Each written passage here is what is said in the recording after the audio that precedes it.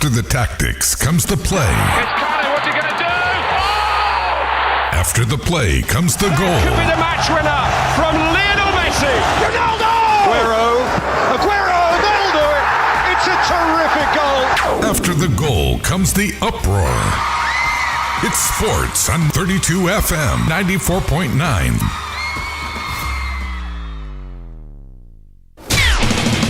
Can he play? The best players in the world and their best plays. It's sports on 32 FM 94.9.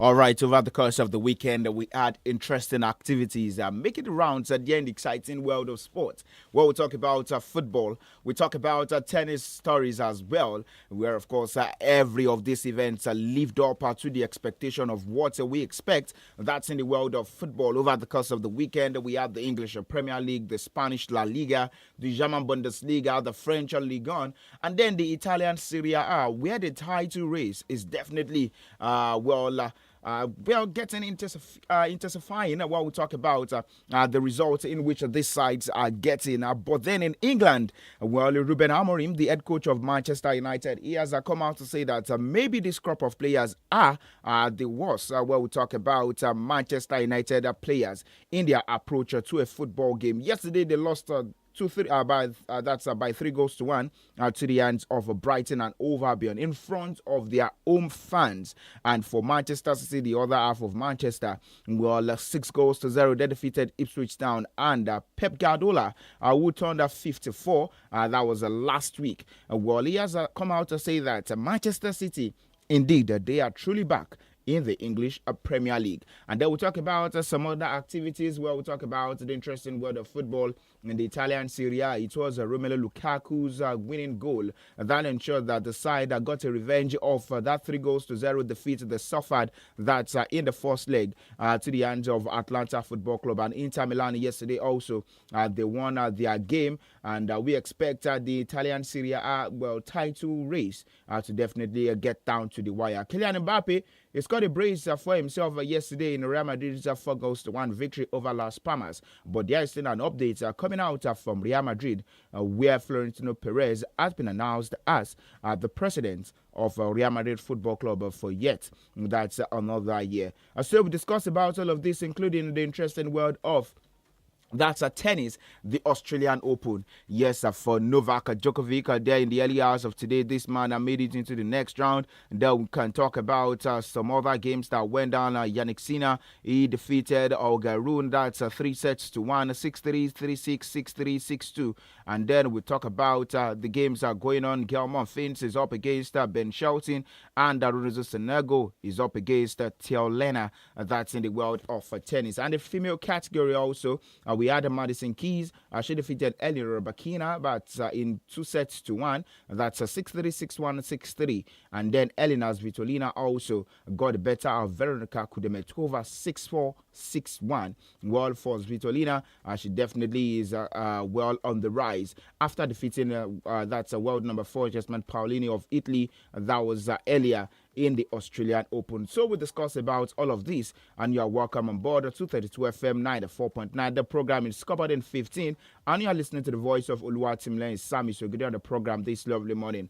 All right, we know we start straight from the English Premier League, where, of course, it was an all-round action where we talk about the football games that went down there in England for Arsenal Football Club. Leading by 2-0. They capitulated over the course of the weekend to play out a 2-2 draw. And then we talk about Liverpool Football Club. Darwin Núñez was the hero for and slot side as they left it late in the 91st and the 93rd minute of injury time to win by 2-0. For Crystal Palace, they got yet another victory. For Tottenham Football Club, of course, it was not the best night for them as Everton under David Moyes, they got their first victory that's under his guidance in the second stint as manager of the Toffees when they defeated Tottenham Hotspur by 3-2. And then it was just that scarce survival for some teams there in England. But we join our partners now. That's the BBC Premier League update to take a listen to what they have for us on today's edition of the program, the BBC Premier League update. BBC Premier League update from the home of Premier League football. Hello, I'm John Wilkinson at the BBC Sports Centre. The Manchester United manager Ruben Amorim has made a damning assessment of his team after a fourth defeat in 5 Premier League games at home. They went down 3-1 to Brighton. Goalkeeper Andre Onana made a bad mistake for the third goal for the visitors, but Amorim says everyone is underperforming, and he's gone much further than that too. I'm not naive, and I know that we are being the worst team, maybe, in history of Manchester United. I know that you want headlines. But I'm saying that because we have to acknowledge that and to change that. So here you go, your headlines. United remained stuck in the bottom half of the league table in 13th. As for Brighton, their boss Fabian Hürzeler was asked if it was revenge for 1999 when Manchester United beat the club he supported as a youngster, Bayern Munich, in the Champions League final. Yeah, I was really hurt, so they caused me a lot of tears when I was young. And no, it's a special moment for sure when you enter this stadium. Big tradition, it's a big club, big history, a lot of successes they achieved, and therefore when you win you can be very proud, and I'm very proud and happy for the players, but in the end it's unfortunately only 3 points. Nottingham Forest extended their unbeaten run in the league to 8 games with a 3-2 win over bottom of the table Southampton. It means, like Arsenal, they're 6 points off the league leaders Liverpool, having played a game more and 6 points ahead of the teams behind them. One of those teams is Manchester City after they thumped Ipswich 6-0 at Portman Road. Phil Foden got 2 goals and Erling Haaland was amongst the other scorers, fresh from signing his new 10-year contract.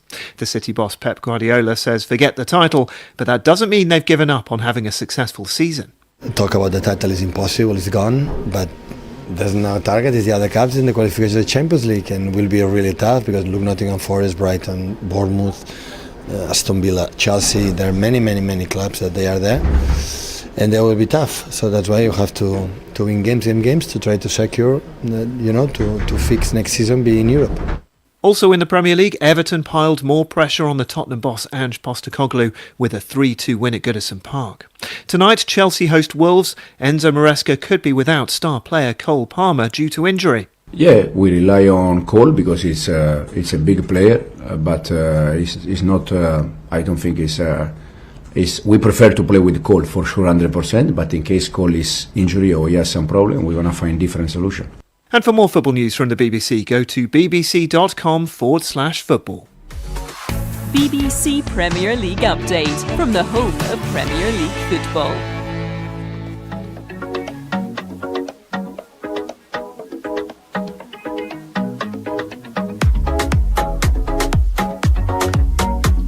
All right, there you listened to the BBC Premier League update for all the events that went out there in England. That was yesterday. But in Spain over the course of the weekend, FC Barcelona, well, you could tell that this side, they actually were held to a 1-1 draw by the hands of Getafe, which definitely made them sleep furthermore. That's in the bid to win. That's the Spanish La Liga title. But for Real Madrid, they took advantage of both Atletico de Madrid dropping points, where Atletico de Madrid lost lost to the hands of Leganes by a goal to nil, and Real Madrid won by 4-1 in that encounter yesterday, defeating Las Palmas. Kylian Mbappe got a brace for himself. Brahim Diaz and Rodrigo were the other goal scorers. Well, for Fabio Silva, he was the one who scored as early as the first minute for Las Palmas, but they were unable to hold their or stand their feet against Real Madrid there at the Santiago Bernabeu. But we move away from that also and come straight to Nigeria when we talk about a Nigerian club side, the Yimba Football Club, in a bid to win the CAF Confederations Cup. Well, it is now the end of the road for Stanley Oguma, Brownie Day, and all of the players within the fold of the Elephants of Aba. Zamalek Football Club ended the Yimba's CAF Confederations Cup campaign with a 3-1 victory in their final Group A match at the Cairo International Stadium, and the Egyptian Giants, who had already secured top spots with 11 points before the encounter, proved too strong for the Nigerian champions, who needed a win to stand any chance of progressing to the knockout stages. And of course, as it is, well, we finished we talk about in that position, we finished the third position with 5 points, just behind the Egyptian sides, Zamalek and Masri. Masri finished second with 9 points, and Yimba third with 5 points, where the Black Bulls finished fourth with 4 points. Well, in the entirety of the campaign, 1 win, 2 draws and 3 defeats for the Elephants of Aba. And all the attention definitely now will be on the Nigeria Premier Football League. And while we talk about the Nigeria Premier Football League, can Stanley Oguma do this for the Elephants of Aba? Having played 17 games in the NPFL, they are 7th on the log with 27 points, compared to the other sides in the Nigeria Premier Football League who have played 19 games. So we'll see Yimba Football Club in action later this midweek in the Nigeria Premier Football League before the resumption of the Nigeria Premier Football League, which definitely is on a 3-week break. And we move away from that also and quickly just go back to still take some updates from the interesting world of tennis. Well, for the action, that's Lorenzo Sonego is still up against Tien Lena, and Gael Monfils also still up against Ben Shelton. Later today, we'll still see Emma Navarro take on Diana Kasatkina. That's in the women's, that's Australian Open, and then Lice will be up against Iga Swiatek. That's later today by 9 a.m. Well, that game for Navarro against Daria Kasatkina is set to start by 8 a.m. And in the male category, that's the ATP, we have Mikkelsen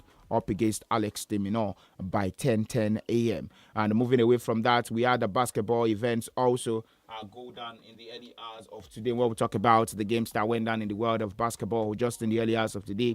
The LA Clippers, they defeated the Lakers, and well, of course, they extended their win at home as they defeated the Lakers in the early hours of today, 116-102. And the Sacramento Kings also got the better of the Washington Wizards, 23 whooping points. That was the victory. They had 123 to 100 points, and the Brooklyn Nets lost to the Oklahoma City Thunders, 127 to 101. Well, we'll come later in the afternoon to discuss more sporting stories, which definitely will entail reactions from everything that happened over the course of the weekend.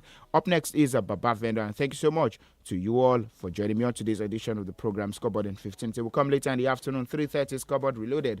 I am SAMIES, your sports captain. Do enjoy the rest of the day, and bye for now.